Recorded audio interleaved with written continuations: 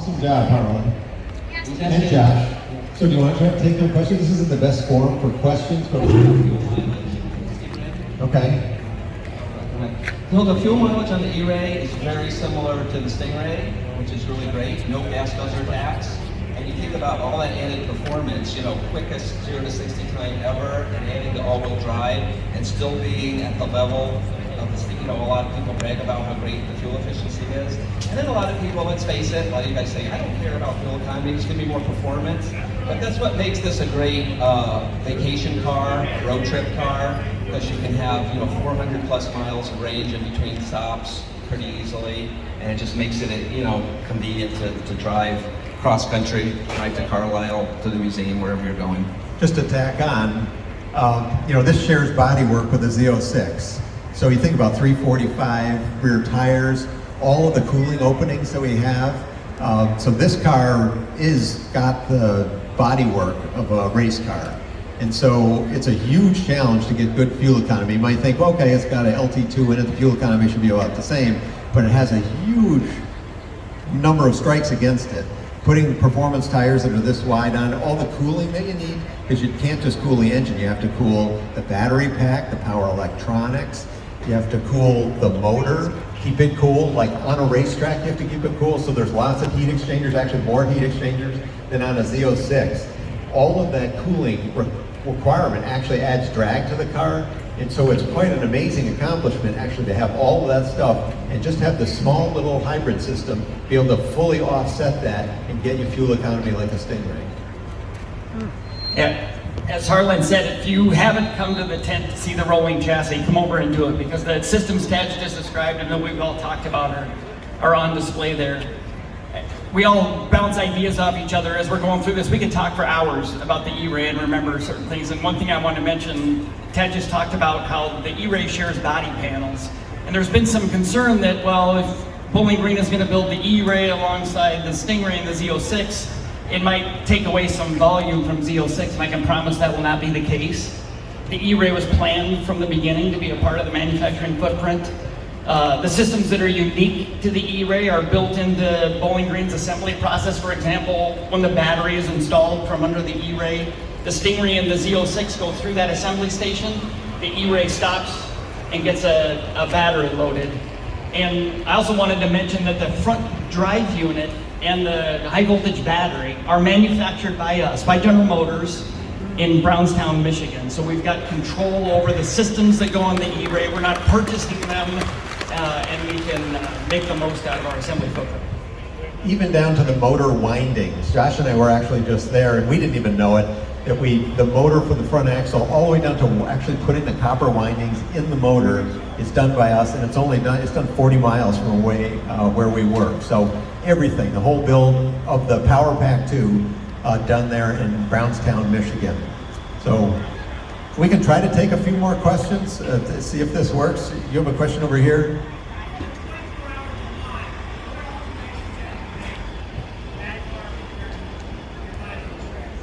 Question is, at the 24 Hours of Le Mans, how similar is that to the race car?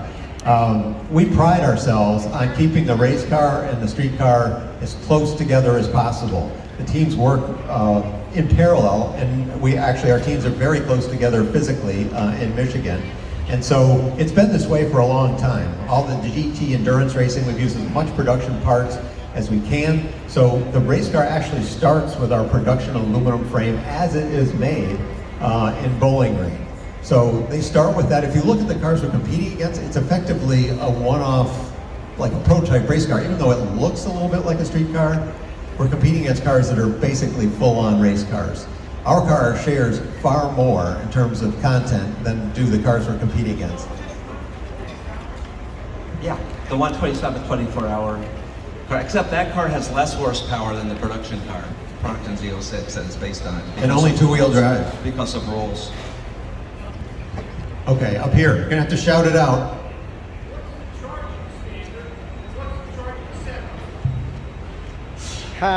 I'll say this one more time. You do not have to plug in an E-Ray.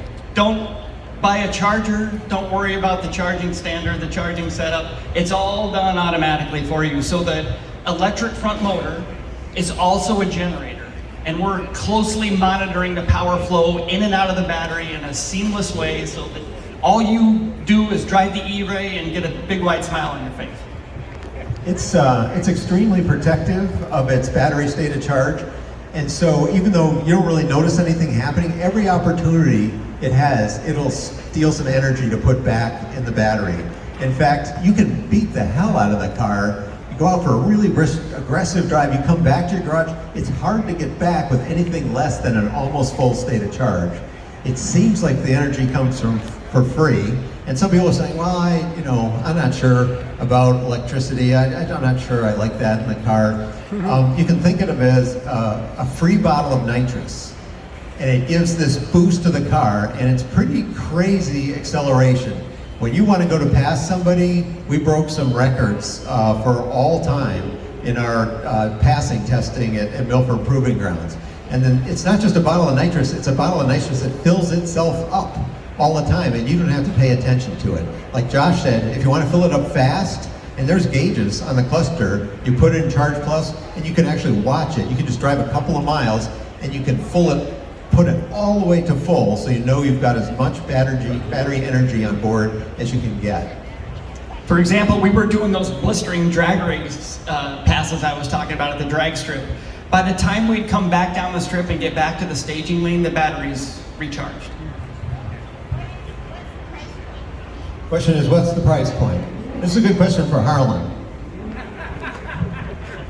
The E-Ray starts at $104.5, and it's not inexpensive, but if you compare it to cars with similar technology, actually there's not too many, but for example, there's a McLaren, Artura, the Ferrari 296. What they did on those cars, when they added their electrification, they reduced the V8 to a V6 and to fit the electric motor in there, and it stayed with rear drive.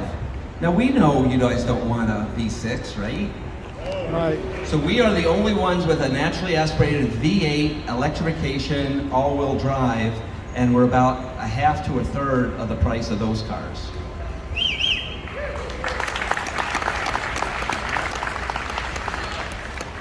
On your website, I do believe it says it starts at 102, actually. This is a smart boy right here. It does start at 102. On the website, they don't include the destination. So, but you're right. You're absolutely right. So I bumped it up. I didn't have to, but it does include, the price I gave includes the destination. Give it to him for 102. You're a smart kid. Give it to him for 102. I love this stuff. This is my Okay, stuff. here we go. This is our future Corvette driver.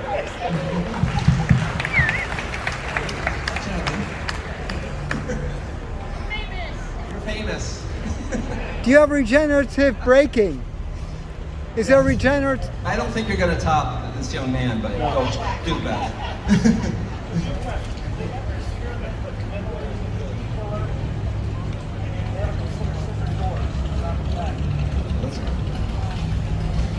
Do scissor doors first. Okay, scissor doors. Oh, so cool. How many people actually would like a Corvette with scissor doors? Looks like you are alone on that one. So, scissor doors look cool. They're up there in the air. Have you ever owned a car with scissor doors?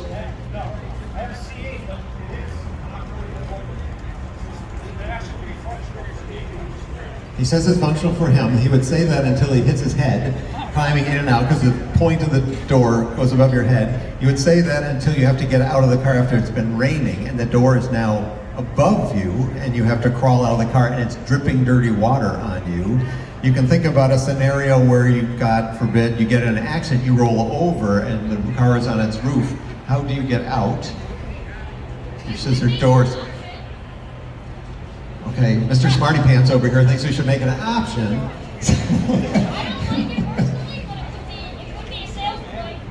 So, when you design a car, and probably you should come design cars with us, you'll realize how complicated doors are.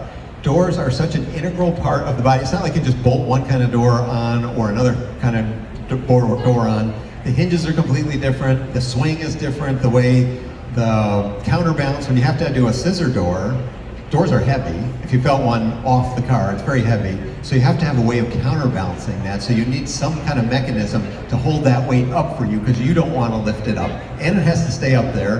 And it has to be reliable. Because if it's not reliable, someday it's going to fall on you. So it has to be dead reliable. So there's a lot of considerations that we go through on whether or not to do scissor doors. And then you have the convertible complication. We want to use the same doors on coupes and convertibles. And it's a different problem set to do it on a convertible, even though all our cars are convertibles. The way the doors swing, we're trying to give you cars at reasonable prices, and so if we engineered a whole scissor door for the oddball who wants one, the whole car is going to get more expensive. I just want to know how far in stealth mode. So in stealth mode, Josh was talking about Charge Plus. So if you're thinking, okay, in the morning, I'm going to go out and I want to get out to the highway before I start the car, or I want to get to somebody I don't like's neighborhood and start it in front of their house, you can put in Charge Plus, blast it all the way up, and you'll typically you can get 4 miles, 5, depends how fast you drive, depends on whether there's hills. So it's like a few miles before it'll start automatically for you, or if you said, okay, I'm ready to start now, there's a bunch of ways to start it. You can just reach down on the mode knob, you give that a turn, and it fires right up. Or step into it. If you go over 45 miles an hour, it'll automatically start also. So let's say flat 25 miles an hour. 4 or 5 miles. Yes, that's a small car. I've gone 4 miles easily. I have never tried to see how far I could get before it drained completely down or got to a point where it had to start but it's surprisingly far, and it's also surprisingly powerful. You can go up some really steep hills with it. It seems like, oh my God, is this electric motor going to be able to do it? But like Harlan likes to say, the 160 horsepower, that's more horsepower we had on the first Corvette in 1953, and you got that just on the front axle. Shout out to Michelin, they are unbelievable. The technology that they put into the tires, and they look at us instead of the tip of the spear of technology, especially in performance tires, and now we've expanded all the way from all season up to cup tires, and they really look forward, and they put enormous technical advanced research into tires for Corvette, and it really shows in the cars. Yes? I was just going to add, it's really hard to tell. I've been driving the car with the all seasons compared to the PS4S on the road. You can't and challenge anybody to tell the difference. The way the car grips, you know, it can handle anything the road can bring to you. Even on the all seasons, amazing grip that the car gets with the all-wheel drive. It's just confidence inspiring. Kilowatt. How many kilowatt hours do you have on the battery and the motor? So kilowatt hours, it's actually 1.9 kilowatt hours, so very small. If you compare it to any EV, it's crazy small. Right. But it's always, and we only use 1.1. We actually use the battery very lightly, because energy is going in and out all the time, and we want it to last the life of the car. Yeah. And so the battery is actually very low stress. We keep it very cool. We keep it right in the right temperature range. So it's, by EV standards, it doesn't even make sense. Right. But it's all because we want to store a reasonable amount of energy, like a usable amount of energy. Yeah. An interesting fact is if you look at this car at top speed, so 180 something miles an hour, the total energy that it takes to get up to that speed, the kinetic energy of the car, that's equal to the energy in the battery pack.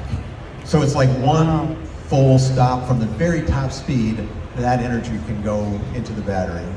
And what was your second question? Okay, you asked about kilowatt on the motor as well as the well, it's battery. 160 horsepower, so you can convert that to kilowatts. I can't. And there's been some related questions about, well, why didn't you put a bigger battery in it? And there'd be a point, that's not the mission of this car. It's this fun factor, this redeployment of kinetic energy. And a bigger battery could allow us to go further in stealth mode, for example. But that's not why the E-Ray exists. It's all about optimizing that performance. So there's a point where a bigger battery is just more weight to carry around. Yeah. And the electric motor, again, the first question is, well, what if you put a bigger electric motor in it? Well, very quickly it would overwhelm the tractive grip of the front tire. Again, remember, most of the weight on the mid-engine architecture is still over the rear axle. So yeah, we could have done a more powerful motor, but it wouldn't necessarily have improved performance if now suddenly we're just not able to transmit that torque to the ground. Right. Yeah, it's interesting. Sometimes actually getting traction control interventions on the front axle, it's not a feeling we've ever had before, but under certain conditions, it's amazing. It's got so much torque off the line, and if maybe a little wet or a little slippery, you'll actually get a tire spin on the front axle. And you know, this is a remarkable solution that we weren't positive would work out, would be nicely balanced throughout the car. This was like a theoretical project, but it ended up being, we could fit just the right amount of energy into the center tunnel, which any of you has been in a Corvette since C5, you know we have a backbone tunnel. All our cars are convertibles, and so we need that backbone, so we have that structure in there to make the car very stiff. Race cars need that, street cars need that, and so we had that space. So right from the very beginning, we were planning on the battery fitting in there. We didn't know exactly how much energy we were going to get, but one thing we did know is that structural tunnel had to remain intact. So if you remember when we were talking about Stingrays and Z06s, we run cooling lines and things down that tunnel, and we actually close it out on the bottom with a carbon fiber piece to make that tunnel closed on 4 sides to make it very, very stiff. The battery takes the place of that carbon piece, and so it acts actually as the structural reinforcement, and there's a big aluminum plate on the bottom that holds the battery and makes that mechanical connection to the tunnel to create that full structure again. Excellent. We're getting more questions faster, go ahead. My question deals with the ZER option. ZER option. Other than a tire change differential, is there anything that's different in that as far as suspension goes or handling? So questions on the ZER option. Actually, it does have a different suspension code, but basically the only difference are the tires. In the original, theory behind it, we were going to do a little bit more performance option to take advantage of the summer tires. And when we were developing the car calibration was so robust you could use either tire with the same calibration and keep the same magnetic ride control, comfort, and performance all in one. So it basically became just a tire option. Yeah. Can you clarify that a little? A couple more questions. We'll take the car away. So yeah, just to finish the question, this always wanted to be an all-rounder, so we weren't trying to stretch from like a base Stingray up to a Z06, so we didn't really have a need to split the chassis far apart. And so like Carlisle was saying, the bars and springs and so forth, to create that nice all-around package, it comes down to a customer choice. Do you want summer tires or you want all-season tires? And like Harlan was saying, when you drive this car in all-season tires, you think, oh my God, do I even need summer tires? It's so nice to live with these and have the confidence when it's raining. Because when it's dry, it's a killer car, it's a killer sports car. It doesn't feel like it's lacking in anything. So okay, a couple more questions, and we gotta go. If I order the ZER and I order with either... So it sounds like you have a very specific question about what you want to order. My suggestion is you come to our tent and we'll talk you through the whole thing. Thanks. Yellow. And then you two. Using the C8, does it have an option like B51? Got the C8 engine. Yes. I got the Z51 package. Is there a performance package? Okay, that's related to the last question. The question is there something like the Z51 option on this? And the closest thing we have that is what he was just talking about, is the summer tire package on this. But this car starts life as being kind of a Z51 car anyway, kind of that on the spectrum of performance and comfort. It's very similar to a Z51. Okay, you two, and then I think we're calling it. What's the lifespan on the battery? What's the lifespan on the battery? Lifespan on the battery. You want to talk about the battery warranty? Sure. We actually have we did a special warranty just for the E-Ray battery that's 8 years, 100,000 miles. We feel it'll last longer than that though. It'll last the life of the car, so it shouldn't be an issue that you'd ever have to really worry about. So when we do the warranty, we want it to perform like new through the warranty period. Batteries will decay slowly over time. You know that from your phones and everything else.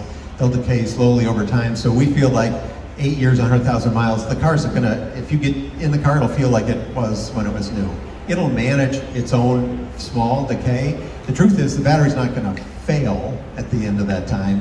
It'll just slowly taper off in capacity, which means it'll adapt itself to your driving style and the capacity it has. It'll use what it can use. So it's not like you're gonna fall off a cliff at some point. We expect, 20 years from now, there'll be an awful lot of people who still have the original battery in it. Next, last. Yes. Does this car have air conditioning in electric mode? Question, does this car have air conditioning electric mode? And Josh was talking about how we completely separate the internal combustion with the EV stuff. The truth is the AC compressor is tied to the engine, so it needs to be spinning to pump refrigerant and pump. So the answer is no. But you're not in EV mode for very long. The farthest you can go, we were just talking about, is like 4 miles. So you're doing a cold start effectively, like in the situation Josh was talking about. So you're leaving your exit in the morning. If you want AC, you hit AC and the engine will just start. Gotcha. Okay. Okay. All right. So I think that wraps it up. Thanks very much for coming. If you want to see the exact same show again, we'll be here tomorrow at 9 a.m. So thanks very much for coming. Bye. Thank you very much, Taj. And for Harlan, and Josh too, greatly appreciate it. They will be taking this car back to the tent momentarily. We have a parade that's going to be rolling through here around 4 o'clock, and then our People's Choice. So if you want to take some pictures, that's great, but they will be taking the car back to the Team Chevrolet tent here shortly, where you can further the conversation with them. Thank you very much.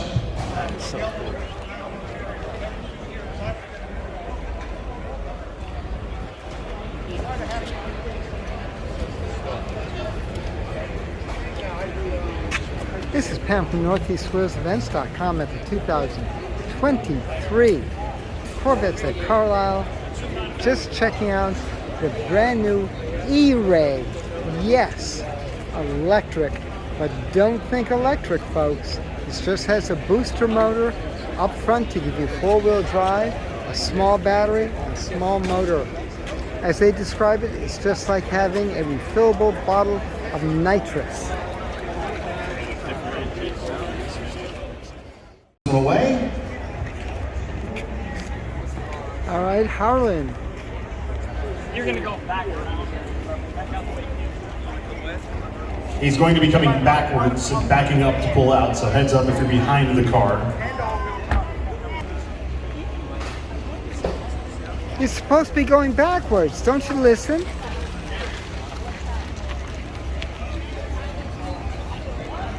So again, a big thanks to Josh, Harlan, and Taj for their presentation.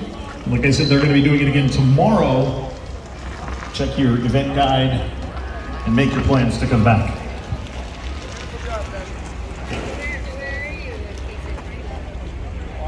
Wrap it up for all electric. You just did. You didn't hear it. Yeah. What? What? No. Let's do it. Vroom. Vroom, Vroom. That's artificial noise. So the Aero Lorry